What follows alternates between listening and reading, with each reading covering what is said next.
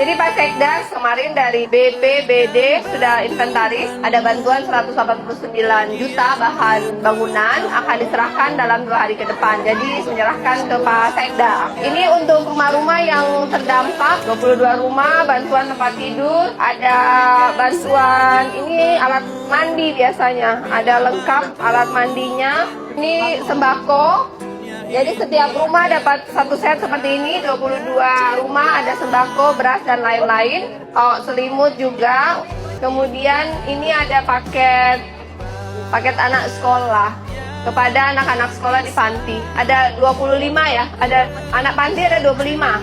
Ini paketnya ada 50, jadi ada adik-adik yang di sekitaran tadi yang lagi datang dibagi juga sekalian ya. Oh, anaknya banyak.